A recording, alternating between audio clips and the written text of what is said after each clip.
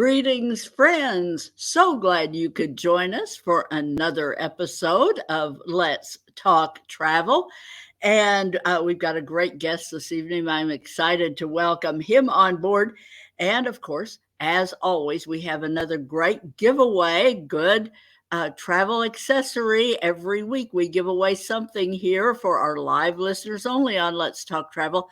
So you will want to stay tuned for sure and don't want to miss any of this broadcast at any rate. And of course, those of you who are catching us on instant replay, we welcome you as well. We're always glad for you to tune in. That's where most of our viewership actually happens. So welcome to you as well. And now I'm thrilled to introduce our guest this evening. I'm adding to our stage here, Jeremy Clubb of Rainforest Cruises. And folks, if you sometimes just yearn to get off the beaten path, Rainforest Cruises is one of our partners who can certainly help take you there. Greetings, Jeremy. How are you?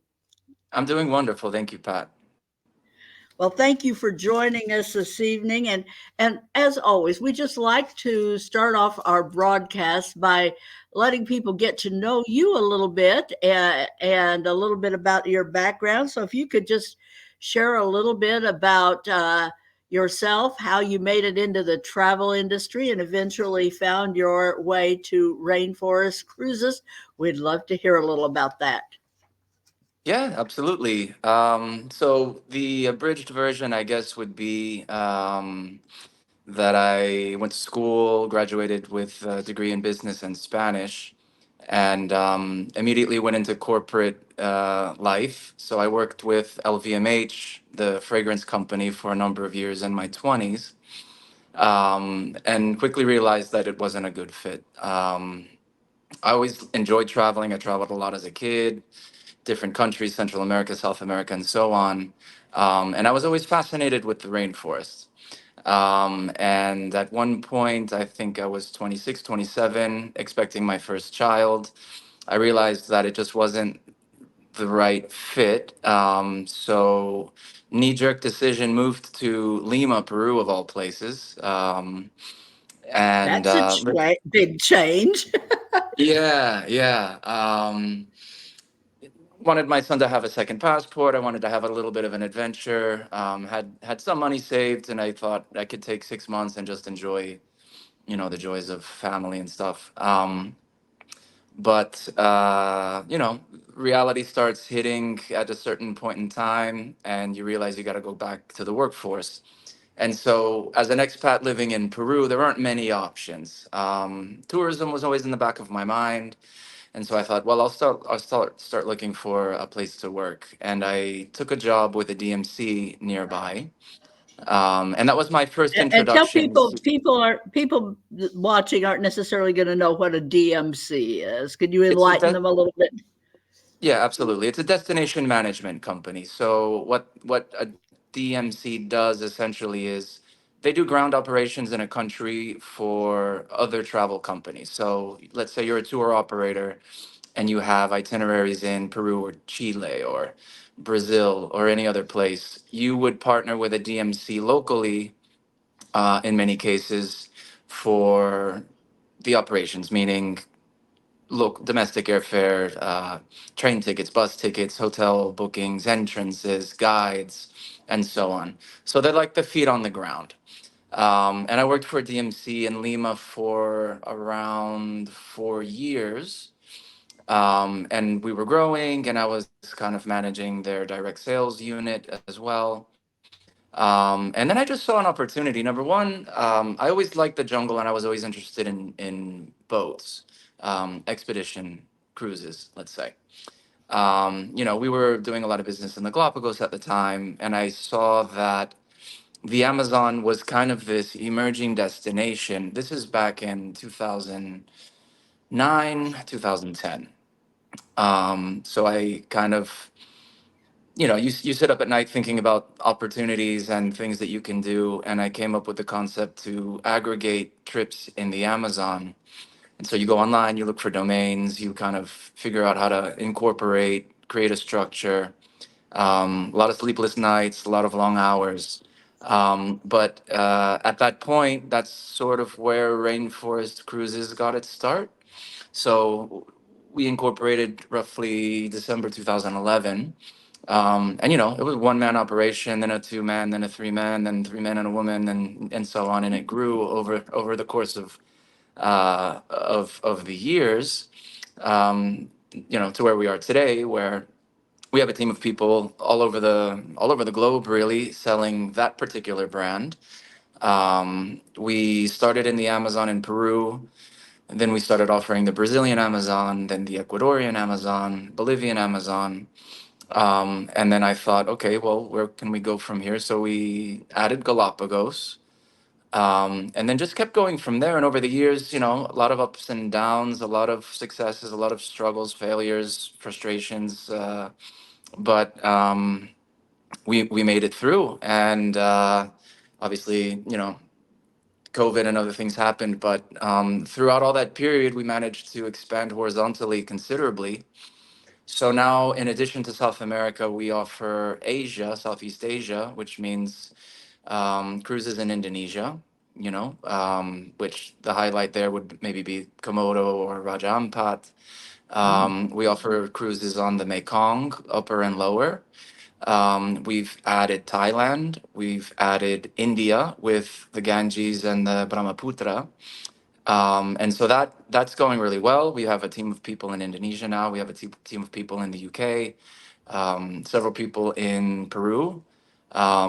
Everyone's working remotely now. Since COVID, things have changed with regards to office time and so on, which was another challenge in and of itself. Sure. Um, and the latest exciting project was we've launched a second website to sell polar destinations, which is a sister brand of Rainforest Cruises. It's called Antarctica Cruises. So we're offering trips to Antarctica and the Arctic on that site. So now we have kind of two supportive but contrasting brands that we're managing. Right. Everything from the rainforest to the Antarctic. That's I mean, polarizing. Yeah, well, good way to Yeah. put it. Yeah. So that is really great. So people who really want to get off the beaten track, you are really well positioned to take them pretty much most of those destinations. Now, what Yeah. sort of experience should our clients expect if they book with Rainforest Cruises? Okay, so great question. We deal only with small ships, and we have something like 250 different vessels in our database now. What can they expect? Well, that really depends on where they go. But typically, the experience is, strongly linked with nature and local culture. So, for example, in the Amazon, if you were to approach us and say, "Hey, I want to spend a couple days in the Amazon," well, we would ask, "Okay, what time of year do you want to travel? The water levels are going to be higher or lower depending on the month. Do you want to see birds? Do you want to visit villages? Do you want to see mammals?" That would be in the case of the Amazon, and then we try to fit the ship and the itinerary to the customer's particular interests, um, in terms of time and in terms of budget and in terms of what they expect. And managing expectations is really important because I think, if you go to the Galapagos, for example, I can guarantee you're going to see, you know, tortoises, marine iguanas, Mhm. land iguanas, cormorants. They're very visible. With the Amazon, it's quite different. It's not a zoo. Most things are designed not to be seen. So you really have to approach clients with a certain level of honesty in the sense that, you know what, you're not going to necessarily see a jaguar. You might, but the chances are slim. Yeah. What you will You have to see be are very lucky to see a jaguar, I would think. Yeah, I think the nature of wildlife in the Amazon, as I said, is that they're designed to be stealthy. So a lot of the experience is about the subtlety. Like if you go to Iquitos, for example, I can tell you, yeah, you'll see pink river dolphins and gray. Very, very high likelihood. You'll see different types of parrots, different species of monkeys. You'll go piranha fishing. You'll definitely catch piranha and other species, sustainably, of course. You'll do hikes, and it's more about the environment as opposed to observing this like magical, charismatic megafauna moment. Like, they can happen, but it's not a safari akin to Africa. It's a bit more subtle. But you're in the greatest wilderness on earth, and I think that the beauty of that type of trip is just to experience the scale and the scope of the rainforest, and just how immense and powerful it is, but at the same time how vulnerable it is, obviously, with deforestation and other things that are happening, which are always a challenge. But to kind of consolidate an answer, what should they expect?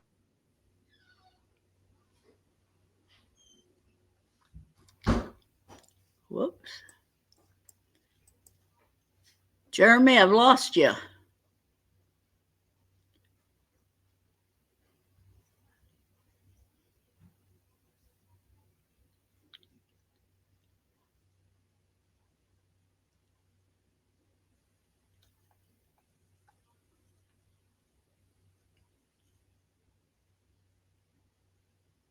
Wow, Jeremy, I just don't see you at all of a sudden there.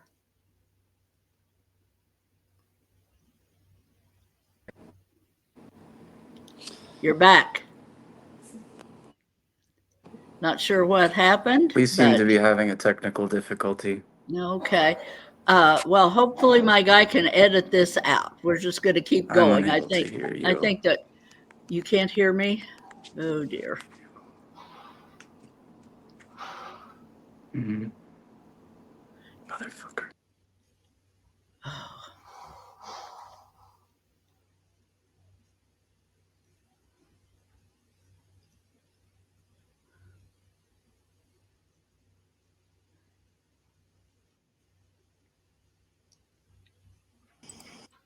Okay, Jeremy, can And you hear me?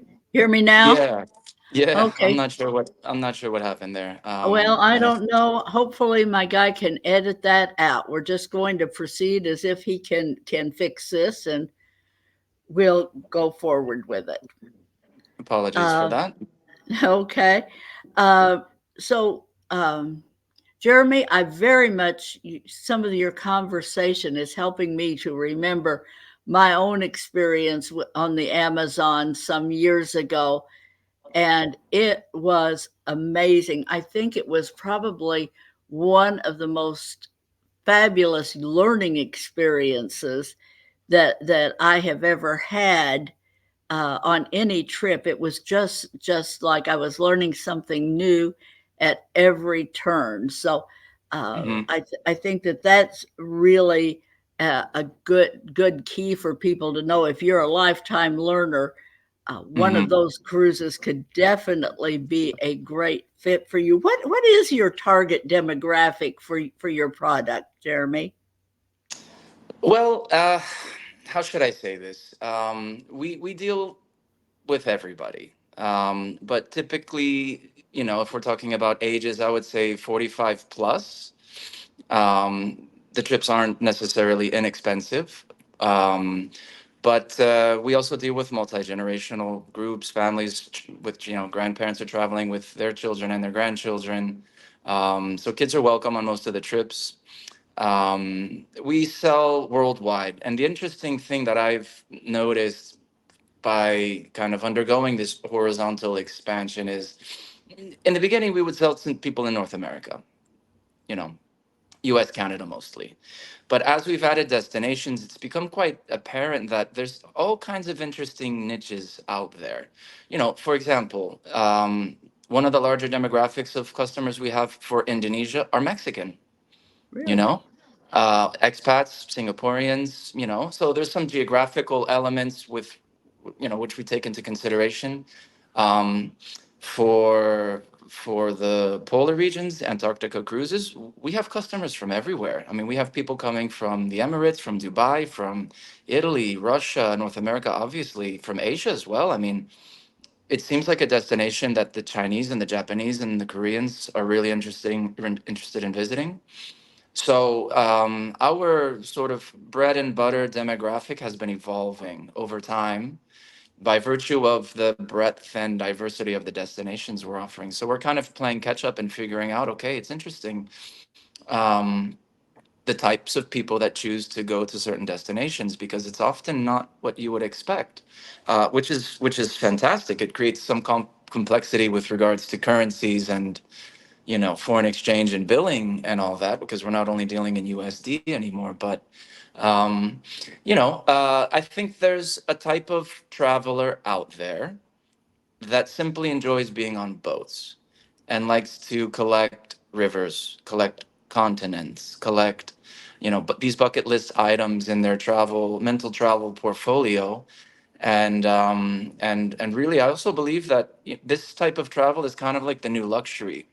You're with exclusive people, small groups, and people from all over the world. And at the end of an excursion, whether it's the Amazon or Galapagos or otherwise, you sit around the table and they start sharing stories about, oh, I saw this and this on the Mekong last year, and someone else might chime in that they were on the Nile, for example, and somebody might say, well, my trip to Svalbard to see the polar bears was exceptional, and they start trading tips and hacks, and they say this boat and this boat. So it's really kind of like a dynamic environment where it's people that enjoy nature, people that enjoy culture, people that enjoy community. Because when you're on one of these ships with, depending on the number of berths, it could be a dozen people, it could be 100. But it's also the community of being aboard a ship and talking to other people that have been to all the places that you've either been to yourself or would love to go to.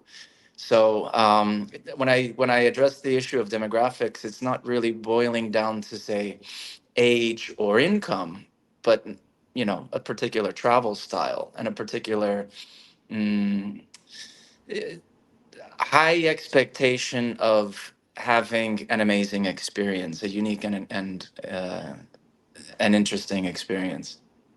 So it is for people primarily who are looking for something unforgettable, unique, off the beaten path, and one of those unforgettable experiences. It's just kind of a lifetime bucket list sort of trip.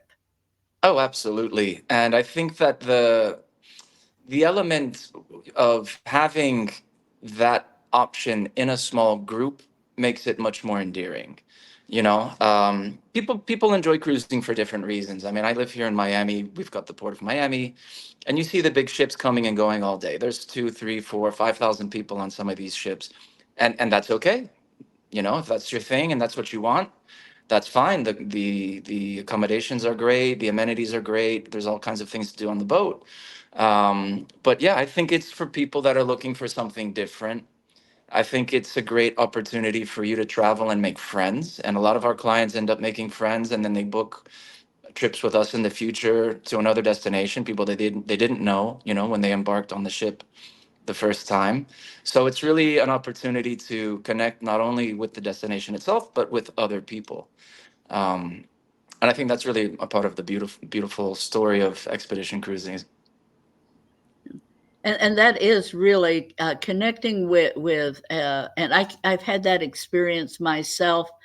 I think back to our small yacht type cruise. We had 30 passengers, done that a couple of times, and you do connect with those other travelers, and that becomes a significant part of that travel experience is those connections you make with your fellow travelers that really enhance the travel experience. It's an unforgettable journey, and Mhm. you add friends along the way. Absolutely, absolutely, Yeah, and not only with the other travelers, but in the case of the Amazon and Galapagos, the guides and the crew, they're all from the destination itself, and so you get a real deep sense of what people think and feel, on the ground per se, in each respective country, which adds a more dynamic element to it. very good. And what's the smallest vessel you have, and the largest, to give people just kind of a spectrum of ranges there? Well, anything from one cabin to maybe 300. Yeah. Okay. So So so there are you ships out, yeah, there are ships out there in Indonesia which are designed for honeymooners, for example, and you have a crew of 6 or 7 people, and it's just one cabin. oh my word. And then, yeah, it's designed for romance. It's designed for privacy, and anything and everything in between. I mean, when you start talking about the polar regions, you have uh, ships that can accommodate up to 100 guests. These things are regulated, in particular in Antarctica. Up to 100 travelers can make can disembark 3 times per day. Anything from 100 to two, you can do two excursions, and then 300 and above, it's one. Anything above, four, you just can't get off the boat. So the larger ships tend to be the ones on for that service the Arctic and Antarctica. And I think also the Galapagos is very strictly regulated as far as how many passengers a vessel can bring. There are regulations. There are a variety of sizes in the Galapagos. The one particular format that I like is the sort of 16 passenger motorized catamaran, because the regulations in the island are that you should have one naturalist per 16 guests, and so that format kind of fits perfectly. It's the right number of people. The ships are efficient. They're seaworthy, and let's say you're on a boat for 5 days or 6 or 7 days. 16 people is an ideal number to get to know. It takes a while. You have your lunches together, you have your dinners together, you sit with a different couple or a different family. But yeah, the Galapagos, I would say, is probably, compared to Antarctica, one of the more heavily regulated expedition destinations for sure.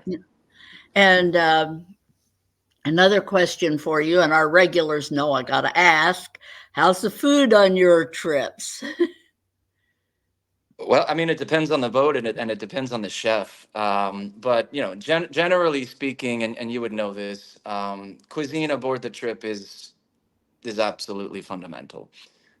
And it's interesting when you've been to a number of different destinations to see how things are sourced. You go to the Amazon, for example, and you're eating, freshwater fish, catfish, paiche, which is the largest scaled fish in the world. We're talking about superlatives here.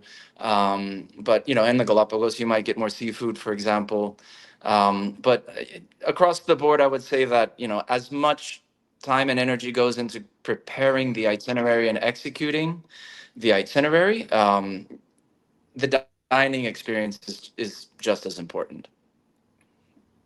It Absolutely. always is. Cruisers, whether they're in small vessels or large, we all enjoy our our cuisine. So that's always a big part. Uh, what just personally speaking, hate to put you on the spot, but if you had to select a couple of your favorite itineraries, Jeremy, what would you say if you had to say two? What would you personally recommend? If we're talking about rainforest, um, I think the Peruvian Amazon and the Galapagos are the two main destinations. And if we're talking about the Galapagos, there's a lot of different options, but I like the Western itinerary that goes around Isabela. It tends to be a little bit longer, not as many people. Um, Isabela is just really this exquisite island, and it's less habited than, let's say, some of the islands in the center. And the Peruvian Amazon, because you get to visit Pacaya Media, which is just this massive protected area it's just stunning, and you can see the confluence of just two major rivers that feed into the Amazon, Marañón and Ucayali rivers. And So those would be my two favorites. Coincidentally, those are the ones that we sell the most. As far as if you're asking also in reference to Antarctica, um, itineraries in the well, Antarctica, most trips go to the peninsula, and the ones that are popular now are the fly-in cruise. So you would fly out of Argentina or Chile, land in Antarctica on a specialized plane that can handle gravel and snowy conditions and so on. And then you embark, because that basically cuts 2 or 3 days off the trip, which is the piece that navigates through the Drake Passage, which is, they're Which notoriously rough. everybody just I don't know anyone particularly that looks forward to the Rough kind of seas. weather you can encounter on Yeah, that particular passage. yeah, It's yeah, yeah, infamous. You see, everybody at some point has seen one of those YouTube videos. It wouldn't. yeah, yeah, yeah. I, I have some adventurous souls in our client list, but really, I don't think any of them would willingly sign up to do that on purpose. So that's a great where you fly in and skip that altogether. Great plan Yeah. in my book. Uh, so generally speaking, Jeremy, do you have any decent space available for fall travel on any of these itineraries? Yeah, in fact, we have we do charter ships on a regular basis. We have a trip over Thanksgiving that we've just sort of finalized and we're starting to promote. It's aboard a ship called Zafiro, and that's a 4-day cruise in the Peruvian Amazon. I typically recommend 4 or 5 days in the Amazon if you visit Peru, for example. Most people, have either heard of Machu Picchu or it's like hard stamped into their travel bucket list. So that's a great date over a holiday. So if kids are not in school or otherwise, you can all visit the Amazon and then tied in, for example, with the Sacred Valley, Machu Picchu, Cusco. So that's one. We have another departure for Antarctica early November. That's kind of like shoulder season, where we have some group rates available. But generally speaking, it really varies. It's kind of hard to make a forecast when we have 250 boats that we're managing in the database, but there's still spaces available. Fall is a great time to go to different places. Like that's east of Indonesia is a great place. Raja Ampat, for example, that's the season for cruising there. It's the beginning of the Arctic season. It's a great time to be in Peru because you're missing the summer crowds. That June, July, August into sort of mid-September tends to be really crowded. So Thanksgiving is a good option. Christmas is always difficult anywhere really for obvious reasons. So availability is touch and go. If anyone wants to travel over the holiday seasons on one of the better small ships, I tend to advise them to start looking into making arrangements a year in advance Yeah, normally. and I'm telling people to, generally speaking, if you're looking at travel, you're better to look a year out these days because space on the more popular itineraries is filling quickly. These trips, the vessels are only so big, and they are for the most part departing uh, at full capacity. So 2025 would be great, but if you're looking for 2024, give us a shout and we'll work with Jeremy and see exactly what we can do to get you on board your preferred itinerary. I'm running our banner through here, dancingmoontravel.com. You can see our website, look on our About page, and you'll see all of our various agents listed there, and you can contact any of us or call our 800 number, and we'll be standing by. We're happy to help you book the perfect adventure travel with Rainforest Cruises. Jeremy, just to sum up real quickly, give us just shoot us 3 reasons why people should consider booking with Rainforest Cruises for their next vacation. Oh, sure. Only three? Yeah, let's keep it simple.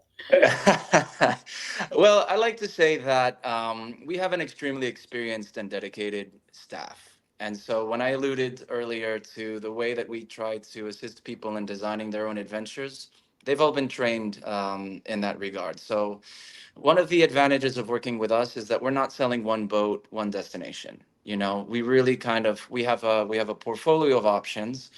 We start by listening to our clients' travel objectives, and we simply guide them in the right direction. It's not about selling a higher or more expensive trip. It's not about putting them on a boat or an itinerary that's not right for them. So the fact that we have that experience and depth of product to offer, I think, is a great advantage.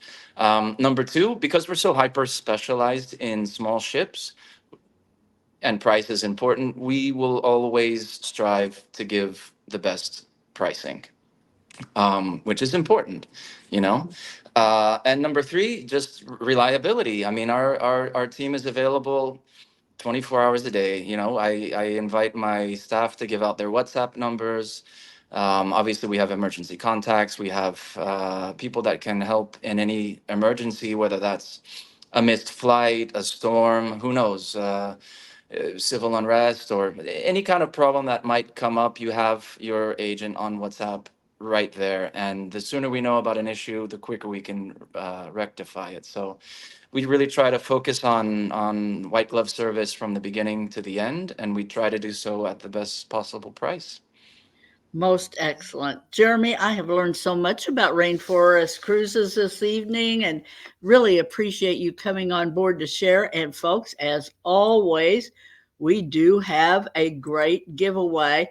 And I have chosen a set of these great binoculars because if you go on one of Rainforest Cruises adventures, you do not want to miss seeing a single thing, and these will come in very handy.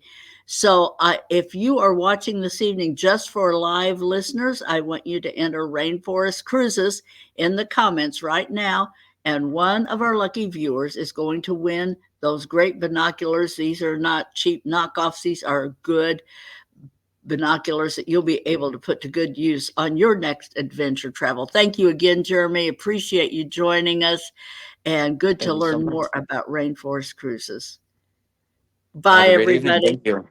Uh-huh. Bye bye. Bye now.